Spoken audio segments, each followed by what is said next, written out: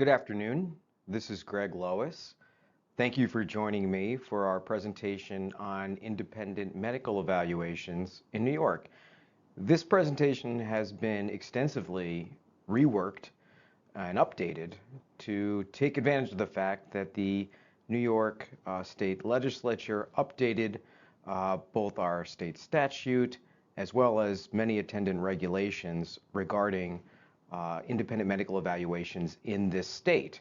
A lot of the information I'm providing you today is going to be based on draft disability duration guidelines, which were also discussed in a webinar presented by this firm on October 2nd, and a result of some new requirements and regulations that are going to take place and start affecting claims after January 1, 2018. If you're here today, it's because you're an attendee at our regular webinar series. It is always the third Monday of the month, and on the fourth Monday of the month, we have a webinar series in New Jersey. This Monday, so a week from today, I'll be welcoming Dr. Jennifer Yanow, who is a New Jersey pain management physician, to do a presentation on independent medical examinations and second opinion examinations in New Jersey. That's on October 23, 2017. Please join us for that.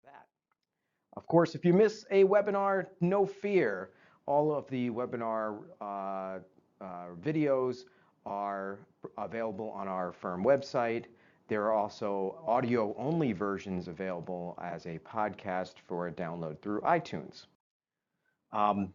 Just please remember that these webinars are only a small amount of the overall outreach that this firm does.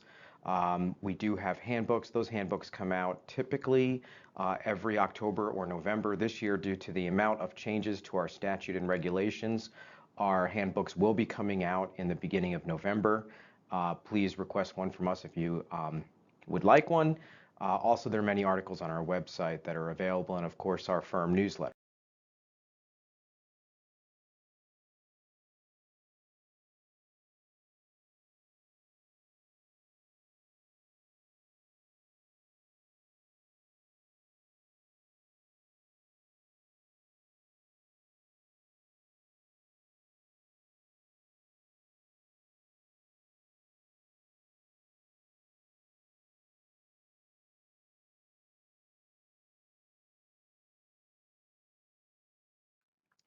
All right. Today's presentation on IMEs is going to take into account the fact that the legislature extensively changed our workers' compensation law in April of 2017. One of the ways that the legislature changed significantly is the requirement that the board adopt new guidelines for independent medical evaluators to use when evaluating permanent disability for disabled claimants. Now, that's important because today when we talk about independent medical evaluations, the evaluators beginning in January of 2018 are going to be using a new standard for the determination of scheduled loss of use medical impairments. And scheduled loss of use medical impairments, if you missed our webinar earlier this month, are hands, finger, feet, toes, knees, hips, shoulders, elbows, ankles, feet, etc. Those injuries are going to be subject to new guidelines. We've provided extensive training on that. Please refer to our webinar presentation and the handout materials from October 2nd.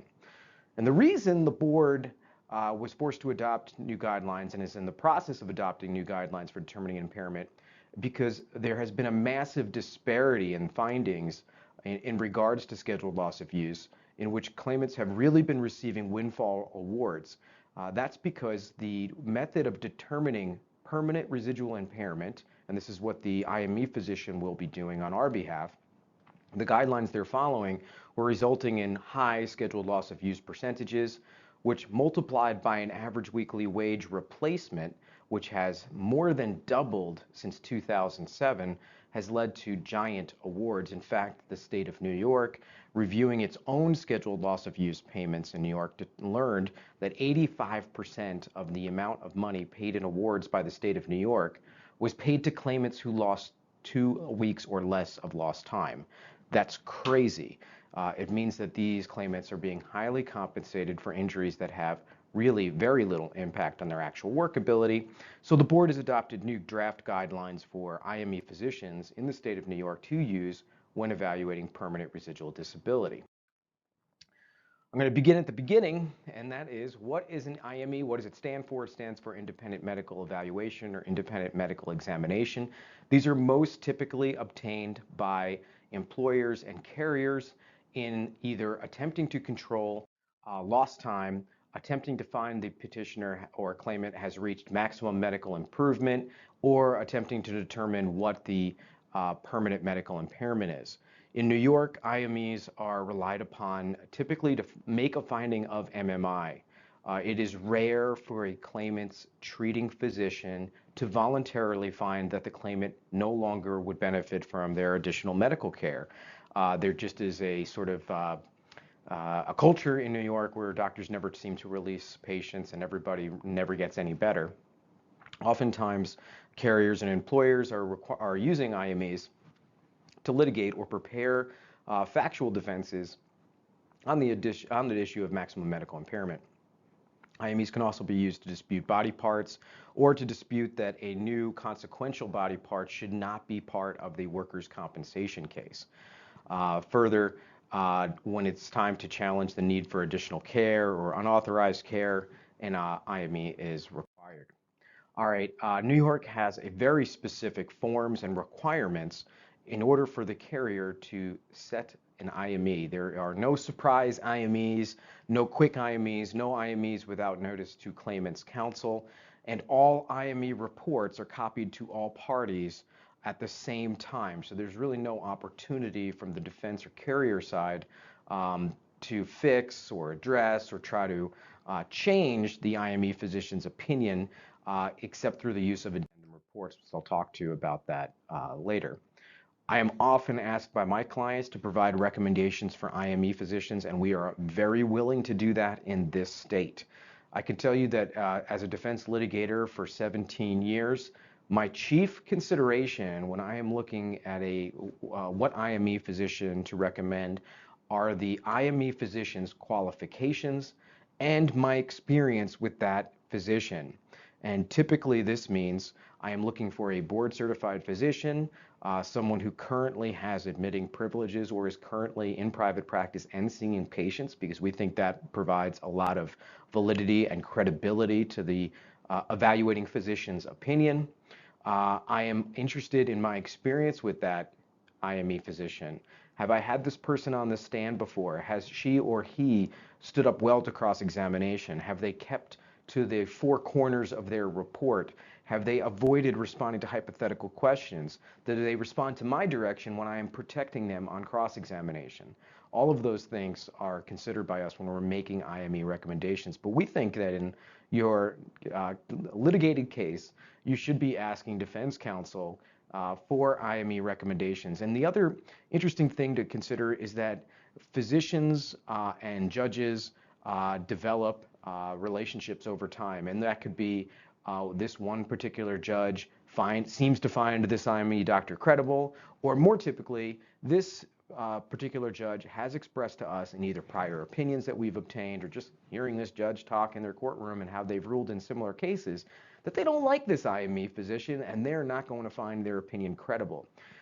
So oftentimes reaching out to defense counsel so that we can tell you, hey, this judge is more or less likely predisposed to find this IME physician credible, that's a really great way to use defense counsel. Now, can defense counsel schedule IMEs? Yes, we can. More typically, we write cover letters for the risk professional to provide to the IME physician. A little bit of a caveat or warning here is that everything that we provide to our IME physician is going to be copied to our adversary and of course to the court. And so for those reasons, we want to be very careful, very accurate, very clear, very unambiguous, and very careful in our correspondence to the IME physician. The IME physician is allowed to rely upon the information provided in that cover letter, as well as the medical reports, the statement of complaints given by the claimant, and then of course their review of the medical records. But we want to make sure that everything we put into our letter to that physician is entirely correct and valid and verifiable by reference to documentation that we can provide that physician. We don't want to give our adversary grounds or opportunity to dispute the validity of our IME because it may have been based on persuasive or limited or very selected information provided by the defense. However, we're always happy to prepare and draft cover letters. Sometimes the cover letter is used in its entirety or selections are used by the risk professional, but again, that's a very good use of defense counsel in a litigated case. So to the IME doctor, can you send them cover letters? Yep. Can you send them surveillance videos? Yes. Can you send them non-medical documents? Yes. Can you call the physician in advance of the IME to prepare them? No, please do not do that. That's considered undue influence. I just want to address the fact that we can send them things that are not purely medical. It is absolutely fine to send an IME doctor a job description to let them understand what are the actual contours and requirements of this claimant's actual job or work situation. Absolutely fine, absolutely appropriate. And yes, you can send surveillance videos, and those could be both covert surveillance videos that we've obtained or self-surveillance. A lot of these claimants place themselves under surveillance by posting videos and images of themselves to things like Instagram or Facebook. Can that be provided to the physician? Yes, it can. My warning, though, is that it will lose all surprise value if later used in the case. If it's been provided to our physician with our cover letter and the medical narratives that are assembled and sent to that physician, well, certainly it's going to be copied to all parties, and therefore the surprise value or the gotcha value of covert surveillance will be diminished. Now, the board has 3 essential forms that are required to set up an IME. There's an IME-5 form. This is essentially a notice to the claimant. Hey, you're getting an IME. That must be provided to the claimant 7 days prior to the evaluation. Of course, that 7-day notice requirement can be waived by stipulation or agreement of the parties. Next, IME-3, that goes to the physician and includes a reference to all the medical records and other documentation. And then finally, the IME physician must issue their IME-4 report. This is essentially their narrative report with all of their findings within 10 days of the evaluation. That must be copied to all parties by the same method and at the same time. This means that as the defense, we do not get a copy of our IME report before our adversary does. When we get a report where we disagree strongly with the conclusions or the findings of the evaluating physician and there needs to be some sort of clarification, we can request an addendum report. All right. One of our big challenges in the state of New York is, or defending cases in the state of New York, is that there are many, many picayune, ever-changing regulations regarding how the IME doctor can perform their evaluation and then how they serve and are served with documents regarding that evaluations. And most typically, where we see some problems are where that IME doctor has issued an opinion, sent it to defense counsel, sent it to the carrier or the self-insured, sent it to the adversarial counsel, sent it to the claimant, but maybe did not send it to a treating physician. And a treating physician in this state is, quote, any provider or practitioner who has primary responsibility for treating the claimant for injury or illness, and then there is some subsequent clarification of that says within 6 months of the IME. So we're not going back and having to serve this IME report on every physician whoever saw them, but we do have to serve it on all of their attending physicians for the last 6 months. Now this cuts both ways. Our adversaries will often now get IMEs on the issue of scheduled loss of use and permanent residual disability. These reports are typically turned in on a C-4.3 form, and I argue that if the person completing the C-4.3 form is not the regular attending physician, if it's anybody other than the attending physician, I argue that they have to fulfill all of the service requirements that our doctor would for the same IME report. That's something to keep in your back pocket as a way of precluding or excluding opinions obtained by petitioners or claimants' expert physicians. All right, IMEs are going to change, and in fact, this entire year, coming up, January 2018, the board is going to be looking at the IME process, and they are required to present a report. This is pursuant to the statutory change which took place in April of 2017. They are required to present a report considering, quote, new methods of assigning independent medical examinations, such as through rotating providers or panels, statewide networks, or other arrangements, close quote. So we're going to see this year a lot of interest by the board and a lot of follow-up by the board looking into our IME process. I think the board, or maybe the legislature, when they passed this regulation in April, forgot the fact that the board already has an entire published chart of what they're calling IPEs, impartial expert evaluators. And that already exists. It's rarely used. Sometimes they're used by judges in litigated cases as a tiebreaker. So whether or not the board needs to have new methods of assigning IMEs and new provider panels, et cetera, I don't think so. We already have this. All right. Also new this year for scheduled loss of use examinations will be the new SLU-1 form. The claimant must complete this intake form and sign the intake form when they go to their evaluating physician and when they go to our evaluating physician. Now, the board has not published the draft scheduled loss of use-1 form to be completed by all claimants when they are going to be examined. But the new regulations do state that, quote, the claimant must cooperate at all times and must accurately and truthfully complete any questionnaire or intake sheets, close quote, that are provided by the IME physician. This is very useful for us for two reasons. First, I absolutely believe that claimants' counsel are going to fill out the SLU-1 forms with claimants in their offices before they send them to our IME examinations. And so I expect a lot of vague answers, a lot of elusive answers, and perhaps even some litigations over what constitutes a fully cooperative SLU-1 form. But the regulations now state that the claimant must complete any questionnaire that's provided to us, to the claimant, by the evaluating physician.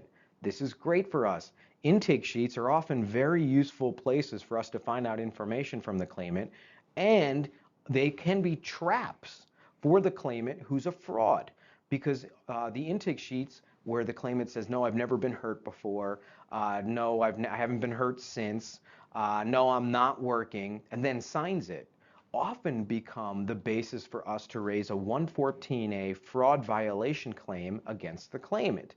So I think this is very useful, and this is something for us to work on with our IME physicians and panel providers, and absolutely develop and use very extensive and very useful intake forms, because it is now in the new regulation. The other changes are that the out-of-state IME doctors can perform IMEs on New York claimants, and of course, as long as they've used the proper forms and follow our SLU guidelines. So that's great. Now, the new regulations also state that cross-examination is not allowed of the evaluating physician unless there's an issue. However, we do expect that the issue will be the nature and extent of permanent residual impairment as found by the physician and whether they followed the actual medical treatment, disability duration guidelines in arriving at their finding of permanent residual disability. Now, I also think it's very important that the board put a little teeth into the new regulations, which state that the board may decline to issue a scheduled loss of use award upon finding that the claimant failed to cooperate with the medical examination, which includes failure to accurately complete the SLU intake form, which is referenced, by the way, in the regulations as the SLU-1. Again, that has not been promulgated. I haven't seen a copy of or draft of the SLU-1 form yet, but the fact that the board's saying if you don't cooperate and don't complete your SLU-1 form, we don't have to find that you have a scheduled loss of use. That's great. That gives the teeth to the carrier and to the independent medical evaluator in getting a complete medical history, a complete narrative from the claimant. So we think that's great. All right. IME doctors must follow the disability duration guidelines in assessing permanent medical impairment. The last time these guidelines were adopted by the board was 1996, and really at that time they just adopted a set of guidelines that had been in the works since the mid-'80s. The new guidelines are in first edition. They are in draft. And I did present with my partner, Christian Cison, a lengthy webinar at the beginning of this month, and it's archived on our website with subtitling or captioning, so you can just read along if you don't want to blast the volume at work, I strongly recommend you check that out if you're interested in how the independent medical evaluator is to follow the guidelines, what the guidelines say, how they apply to various injury types, and then we actually go through a couple practical examples of how a scheduled loss of use would be affected in terms of dollars and cents under the new impairment guidelines. The new guidelines apply to current cases, but only after the adoption on January 1, 2018, which really means no scheduled loss of uses will follow the new guidelines by IME physicians until January 2nd, 2018. The only changes are how scheduled loss of uses are impaired. The number of weeks per body part are not changed. How everything is calculated, how everything is named. So if you're familiar with the old chart, nothing is changing your old chart, and maximum number of weeks still applies for every body part. However, the way the evaluating physician is going to assess permanent residual disability for a scheduled loss of use body part, and that's a mouthful, that's a lot of different topics in there, is going to change. It's going to follow this formula. The IME physician is going to be expected to take a complete medical history from the claimant, to review the intake form that's going to be promulgated by the Workers' Compensation Board, listen to the claimant's complaints, perform a physical examination, review all the medical records and narratives that have been provided, review any additional materials, which could be things like surveillance videos, a personnel file, etc., and then go through this categorization, range of motion, strength, pain, special consideration evaluation, and then come up with an scheduled loss of use impairment. The loss of earning power will be assessed or added by the workers' compensation law judge in cases where that is appropriate, and not every case is appropriate for that, of course, to determine how a scheduled loss of use is established. In the old days, a scheduled loss of use was essentially a range of motion finding plus some special considerations. The IME physician was expected to be familiar with the board's disability duration guidelines. And again, these images that you're seeing on your screen right now, which are showing the knee and leg body parts and different various defects in either flexion or extension being translated into percentage loss of use. That's how this has been done for 21 years. That is changing now, and the IME physicians will be expected to adopt to that. The way loss of wage earning capacity has been evaluated, and again, I reference back everyone to our recent webinar on loss of wage earning capacity, is not changing. In injuries that involve the nervous system, cervical spine, thoracic spine, lumbar spine, the evaluating physician is still expected to use the severity ranking and impairment charts, as well as supplemental tables, to come up with the disability ranking under the loss of wage earning capacity analysis. That has not changed. The only thing that has changed is going to be the way scheduled loss of use, again, hand, finger, feet, toes, knees, elbows, shoulders, everything essentially that's not the spine or psychiatric or neurologic injuries are going to be established and evaluated in the board file. There are times when our IME gets precluded, and it's unfortunately not as rare as we would like it to be. Remember, you, the carrier, the employer, the self-insured, still have the right to cross-examine the claimant's treating physician, even if our IME physician's report has been precluded. Of course, our adversaries prepare for their IMEs. If you go on YouTube and have a little fun with this, this is a fun thing to do with your family when they ask you what you do for a living.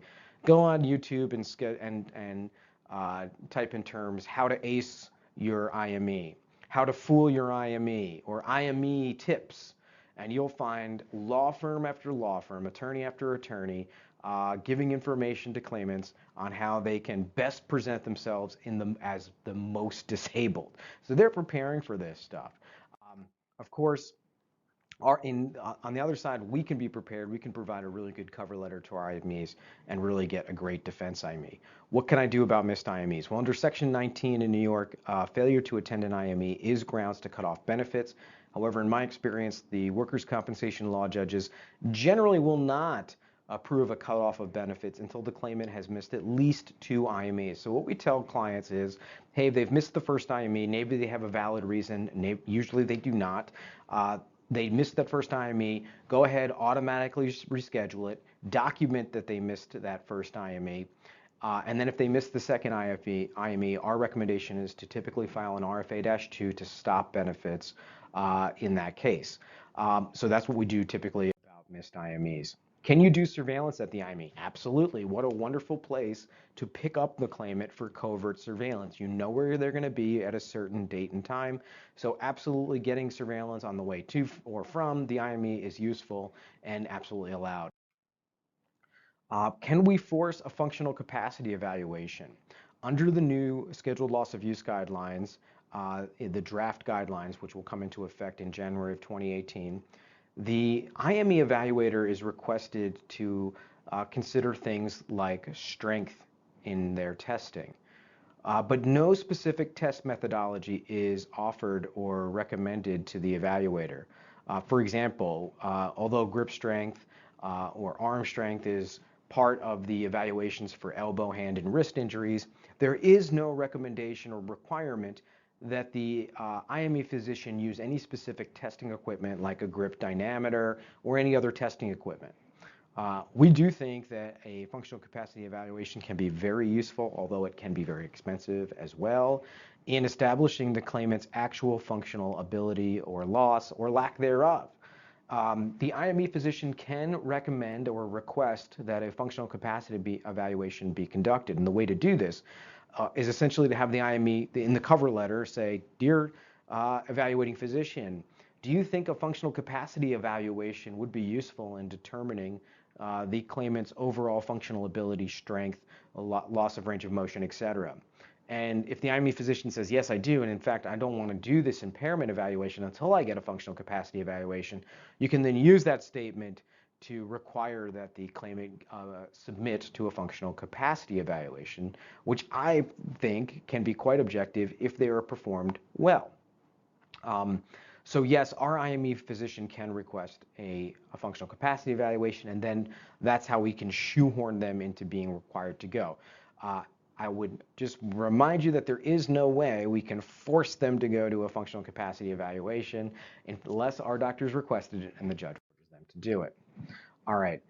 Testimony of the claimant's physician and our physician really comes down to their qualifications and the contents of their report. And in fact, that's my job as your defense counsel to make sure that A, their qualifications are on point and up to date and valid and useful and they're credible as a witness, but then also to make sure that they don't depart from the contents of their report under cross-examination. So many of my adversaries' cross-examinations present the IME doctor with hypothetical questions that they can't possibly answer. They start off these questions usually like this: "Doctor, if you knew that the claimant was in pain every day and could barely get out of bed, would that change your..." And they ask these big hypothetical questions and they end with a quote, comma, "Would that change your opinion?" Or "If you knew that," and then they state some completely outrageous non-factual thing they made up and then ask the doctor to agree with it or ask the doctor if it would change their opinion. Your defense counsel should be there objecting to those types of hypothetical questions. All right. Thank you for sticking with us. Today's webinar is pre-recorded. Next week, I am back here live for our New Jersey webinar, which I will be presenting with Dr. Jennifer Yanow, who is a pain management physician in New Jersey. And it will also be on the topic of independent medical examinations and second opinion examinations, but looking at it from a New Jersey viewpoint.